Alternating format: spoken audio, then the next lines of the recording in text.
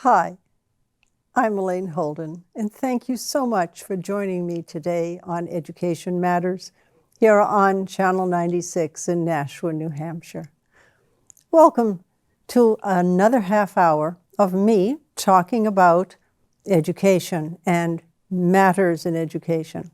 Thus the title, Education Matters. You know, it's National Dyslexia Awareness Month, and we try very hard to let people know about all of the different aspects of dyslexia. And you know, usually when I'm talking about phonology, which is the sounds of the language that dyslexics most often struggle with. I talk about sound symbol associations and how so many dyslexic children do not easily associate those 26 little squibbles with the names that they represent, okay? So A being A and B being B, that kind of thing. And I talk about the association with what we call phonograms, the 116, 118 ways that we can express the 45 sounds with the 26 letters or the combination of those 26 letters. So those are the basics of reading, the sounds associated with the symbols, the names of the symbols themselves, and the different ways that those little squibbles, those symbols, can be configured to represent the sounds, to make meaning of the words on the page. Because basically the words are somebody talking, an author talking to us. And it's the same with when we're listening to somebody talking. We have to read with that same intonation, that same prosody for it to make sense because it's a conversation. But one of the few times that we start talking about something else would be when we talk about comprehension. And that's the understanding of what those words say. Now, so, you know, we talk so much about the challenges that dyslexic children have, as I said, with the sounds and the symbols and the association and just the decoding of the words, that very little is said about the comprehension of the words. Now, there's a really good reason for this, because most schools today focus on what the words say as far as what's the meaning of the page, what's the author trying to communicate. And the sounds and the sound symbol associations are frequently disregarded because somehow or other teachers believe that children automatically gain this information, these sounds and these sound symbol associations, somehow intuitively. And so they don't pay any attention, really, as well as they should anyway, to those basics that many children really struggle with. Now, when I say that there are 51% of the fourth graders in New Hampshire that are reading below grade level, and you're shocked, I'm sure, but that's what's on the New Hampshire Department of Education website. They have acknowledged that 51% of the fourth graders are in fact reading below grade level. We have to sit back and say, how many of those children struggle with sounds? How many struggle with sound symbol associations?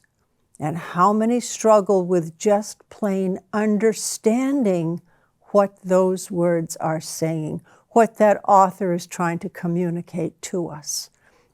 And that's the population that we have to think about as well. So what does this mean? Well, it means that there are some children who can read the words beautifully. They read it with pretty good intonation. They have all the pauses. They take a little half a breath at a comma, and they take a full breath at a period, and they read through a paragraph so nicely it's like someone's talking to us. And then you say, well, what did that paragraph just say to you? What did it say? What did you get from it? And they look at you and they say, I don't know. I was just reading it. They don't understand it. They don't comprehend.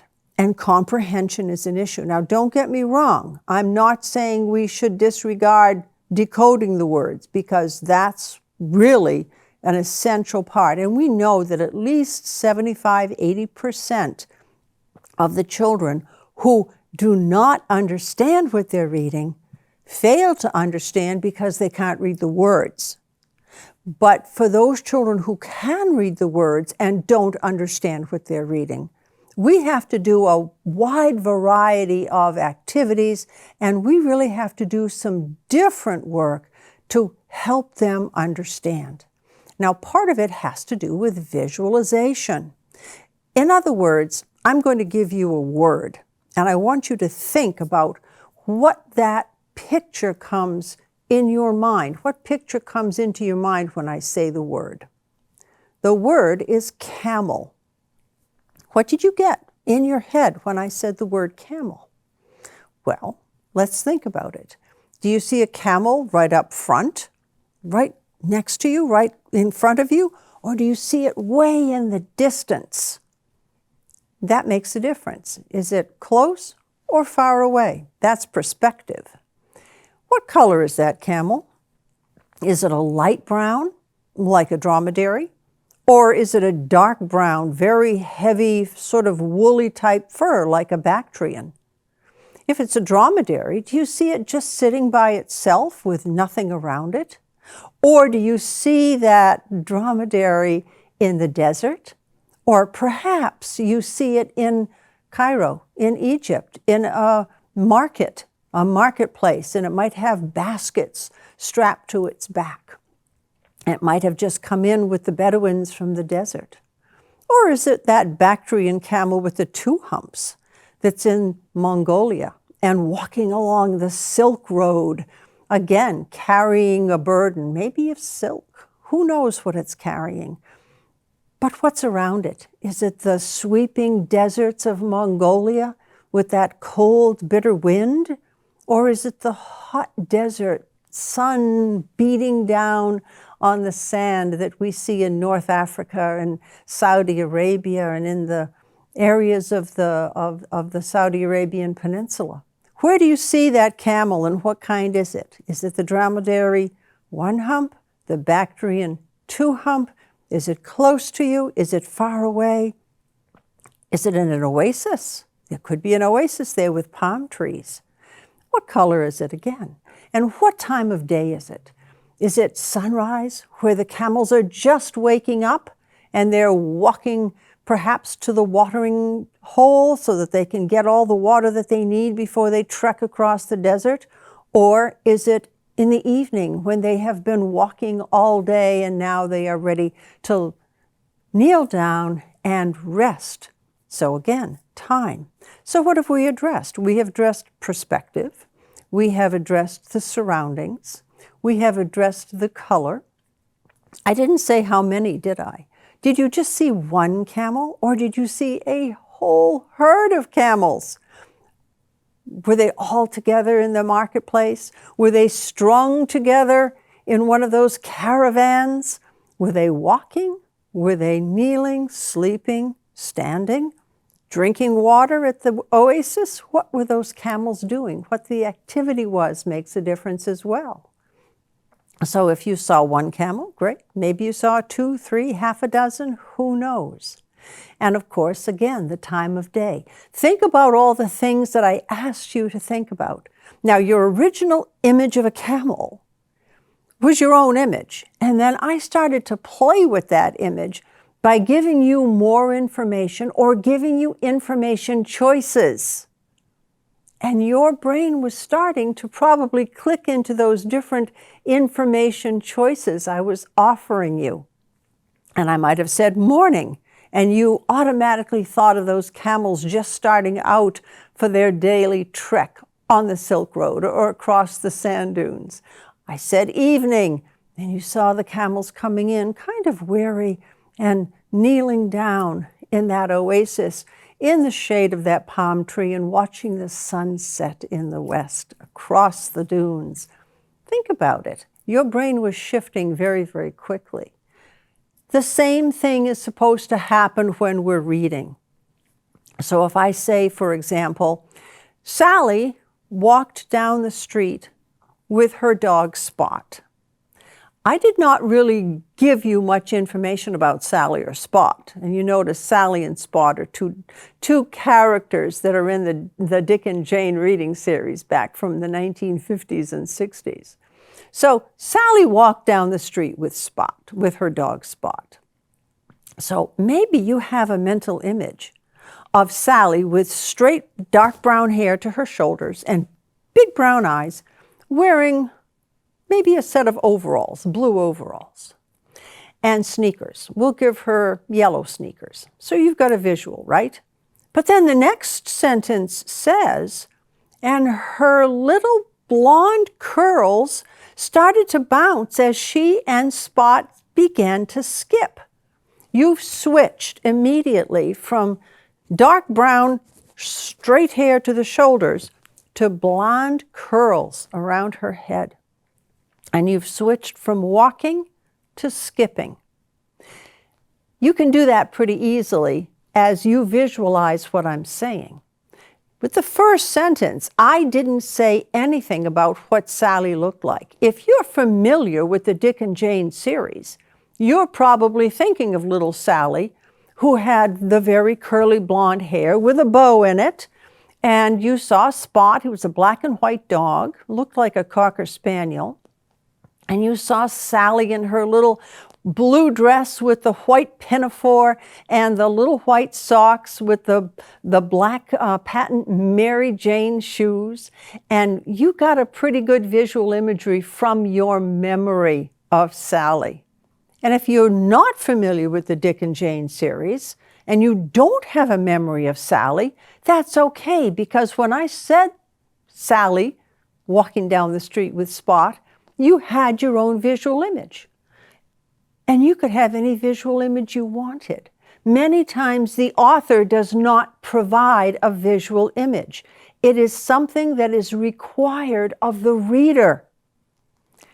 As I say the words to you, you're comfortable in making your own visual image, and then I can erase one of those images and superimpose something else, as I said, the next sentence or the next 2 or 3 sentences. But think about having to do that when you're reading. And this is the problem. Children are not making those linkages. If they don't have the visual imagery, the ability to imagine what little Sally looks like and what Spot looks like, and if they cannot really provide their own images, just like if I said camel, you did your camel imagery, and you switched it, I'm sure, as I was talking about camel imagery. But imagine if a child read the word camel and did not make a visual image. And this is the problem that many children are having. As I said, this is Dyslexia Awareness Month. And so naturally, we need to talk about the different aspects of dyslexia. And one of those aspects is a failure to develop mental images, visual images. And this has to be taught right along with everything else. Now, as I said earlier, if you had a visual image of Sally because you saw Sally's picture, because you're familiar with Dick and Jane series, that kind of gave you a leg up on the whole thing. It's called background knowledge. You have a background, an understanding of what Sally looks like because you've had prior exposure. Now, we also have something called prior knowledge. And that's what you bring to the book, to what the topic is. It could be correct, it could be not correct. Background knowledge is always correct, so there's a difference. Part of the concern that we have in the education field is that prior knowledge has to be corrected before a child starts to read, if that prior knowledge is not accurate. So if I say a whale is a fish, you're all saying, hold it, wait a minute, Elaine, a whale isn't a fish, a whale's a mammal. But I say, wait a minute, it lives in the ocean, it's got fins, it eats other fish, and stop right there, it's still a mammal.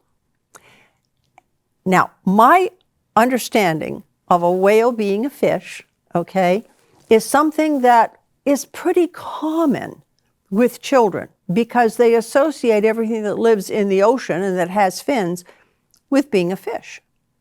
So if they are given a book and they're reading about whales, they can read right over the fact that a whale is a mammal and not even register it. And at the end of the book, even if the book says a whale is a mammal, if you ask that child, more likely than not, that child is going to say a whale's a fish. So teachers have to find out what children know about the topic. Now, in that case, saying a whale is a fish is prior knowledge because you know the whale lives in the ocean and it's got fins and it eats other fish, but it's incorrect prior knowledge the minute a child says a whale is a fish. And that has to be corrected very gently, but it has to be corrected. Well, actually, you know what? A whale is a mammal. Let me talk a little bit about it. That is the correction of the incorrect prior knowledge that then becomes background knowledge, which is always correct and which the child needs in order to be able to engage with the text. So teachers need to be able to explain and correct so that background knowledge is always provided. Prior knowledge that's incorrect is always corrected, and children are given a really good understanding of what they're about to read. And we also have something called genres. We have expository and narrative. Those are the two basic ones. What do I mean by that? Well, I mean fact and I mean fiction. Factual stuff would be like newspapers, and yes, people still do read newspapers. I know I read one every day, and I suspect many of you do as well. We also have some really great factual stuff. I was just looking the other day at my book on Nashua in Time and Place. This is a great book, and it has all kinds of awesome stuff about the city of Nashua. And you know, I have to say that with all of the pictures that are in it, the black and white pictures, old-time Nashua, the old buildings and the old cars and trucks, there's just so much wealth of history in here. That's all factual. But then we have fiction, and we have so many different types of fiction. We have mysteries, and we have romance, and we have science fiction and fantasy, and we have fairy tales and folk tales, and the numbers go on and on. We've got 14 or 15 of them, and a lot of them permeate our culture. And this is another issue. Many children come from a sort of a place of emptiness when they walk into school, and they may never have heard a book read to them or seen a book. This is not that unusual in this day and age, I'm sorry to say. And teachers have an uphill battle, really trying to expose them to as much as they can before they start the reading process. And I especially kind of focus on those fairy tales because you have a certain structure to every single one of the genres, and children have to understand the structure. That's part of their background knowledge as well. So what would be a structure for a fairy tale? Long ago and far away, east of the sun and west of the moon, once upon a time. Any of those lead-ins will give you the hint that this is going to be a fairy tale. It also will tell you, if you have familiarity with it, you know, that background knowledge again, that something magic is happening, because fairy tales have magic in them. If they didn't have magic, it would be a folk tale. And the main character, the heroine or the hero, relies on magic to come to a happy conclusion. And they lived happily ever after. And that's very typical of the fairy tales. And so we have that structure and that anticipation of how this story will end helps children comprehend. So All of that is background knowledge. And this background knowledge is absolutely vital for children to understand what they are reading. And it needs to be taught directly and specifically. I understand that the impetus these days is to let children kind of gather it on their own. And, there's no research for that. There's no research to say that if a child is left to his or her own devices, they are going to figure it out. The reality is, no, they are not. And it's going to be a struggle while they do figure it out. My question is very simple. Why do we want children to struggle when they're reading? Why? Is there a reason? Is this something that we think is going to make them better readers? Is this something that builds character? The truth is, there's no research to support ever having a child struggle and many times fail in that reading process. So just because they can read the words, that doesn't mean that the teacher's job is over. It means that they are now ready for the next step.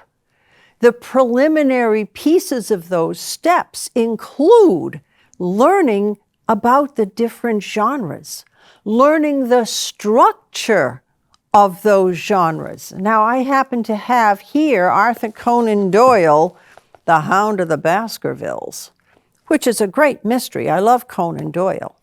And he doesn't actually start out with, it was a dark and stormy night, but we know that a dark and stormy night figures in there.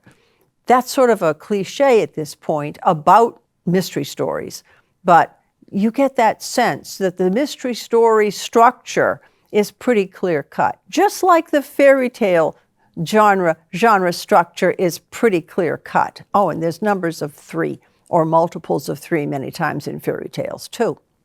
Think about all the fairy tales and think about all those 3s and multiples of 3, right?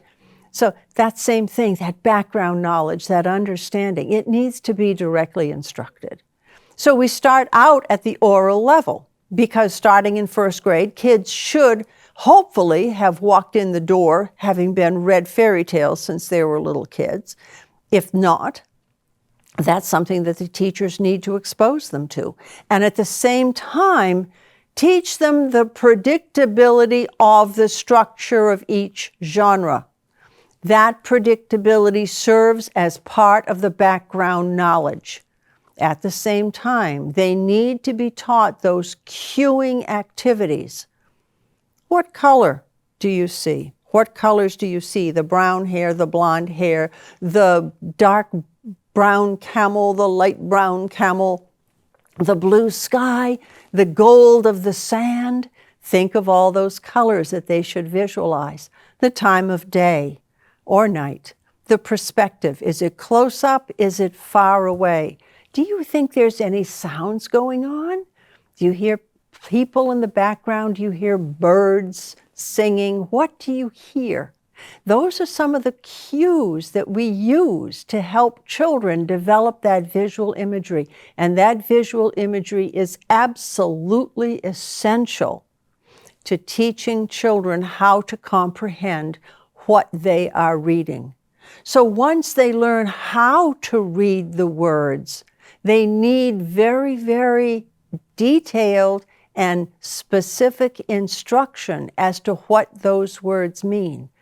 Yes, a lot of children will understand what they're reading, but they come to that reading with strong background knowledge, with a lot of exposure, with somebody having had a lot of conversations with them since they were very little about the stories that have been read to them, and they have had a lot of stories read to them. We're talking close to 1,000 stories by the time a child walks into first grade.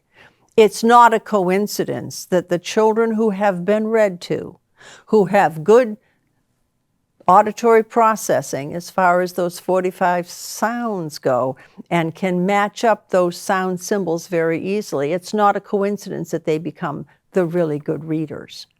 but we want all our children to be the very good readers. We don't want to see 51% of the fourth graders in New Hampshire reading below grade level. We want to see them at or above grade level. This is, as I said, Dyslexia Awareness Month. It's becoming more challenging for teachers, for schools, to offer these fictional excuses as to why children who are diagnosed as dyslexic are not able to read.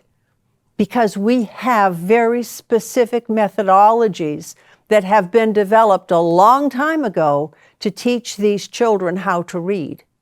And we know from research that if these methodologies are employed starting in the first grade, that these children will in fact learn to read and can keep pace with their class peers. So it's very hard to say, oh, well, they're dyslexic, they can't be taught to read. They're dyslexic, they're not going to learn to read. Oh, they're dyslexic, we need to have a modified curriculum.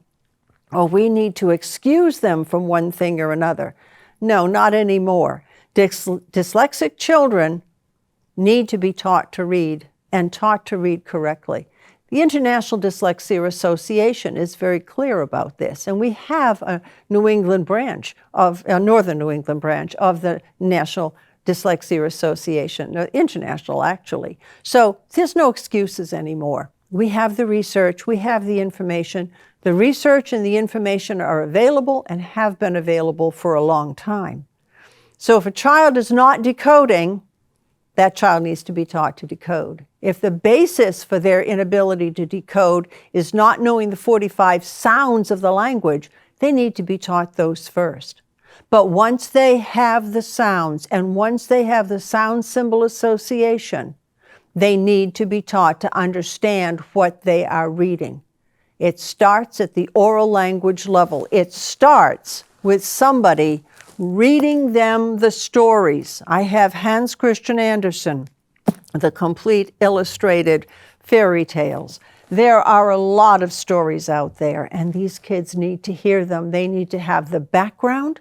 They need to have the understanding of the structures of the various genres so that they have that ability to predict what the author is going to say. They need to have that understanding of what the story is about so that they can develop good visual imagery, and they absolutely need to have training in how to visualize what they are reading. With those really directly instructed methodologies, all children should be able to learn to read and understand what they're reading. So it's not just saying the words on the page, it is gaining the meaning from that printed page. And that is a very strong message.